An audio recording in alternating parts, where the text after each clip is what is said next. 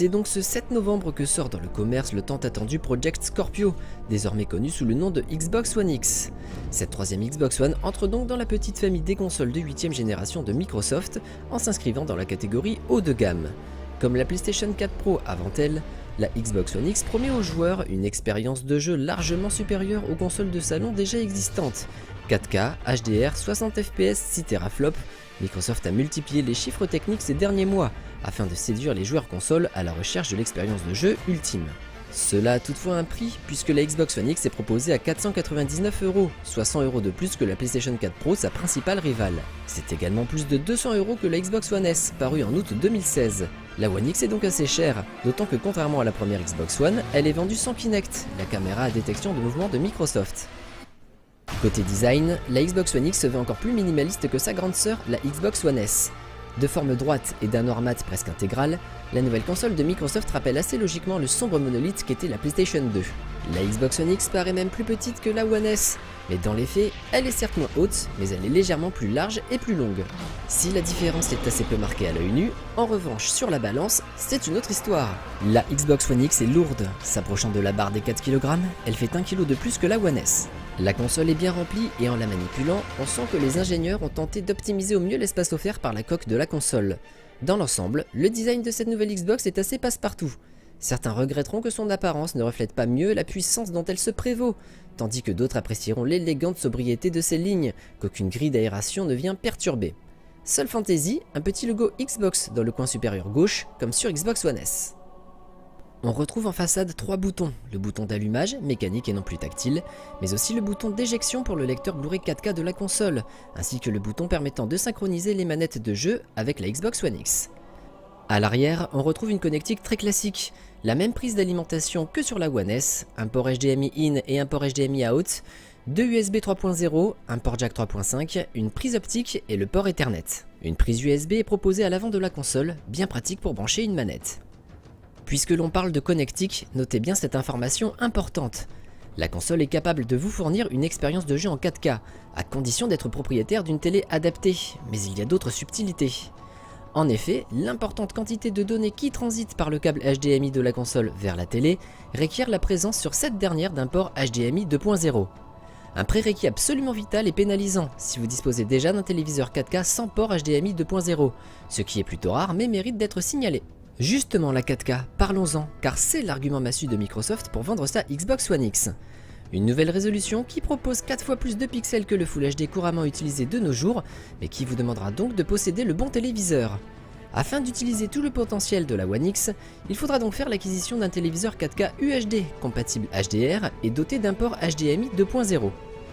La HDR est tout à fait optionnelle, mais cette technologie, qui joue sur les contrastes et les couleurs, apporte un véritable plus une fois en jeu, en faisant mieux ressortir certains détails ou en mettant mieux en valeur les effets de lumière. Toutefois, il est important de savoir que pour profiter pleinement de son écran 4K, il faut que les jeux soient développés nativement dans cette résolution.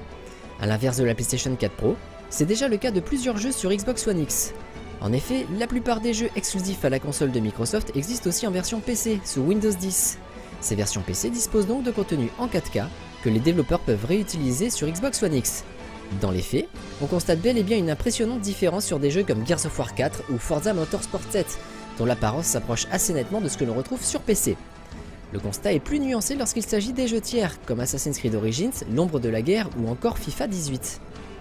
Ici, pas de 4K native, mais plutôt des techniques d'upscale que l'on avait déjà rencontrées sur PlayStation 4 Pro.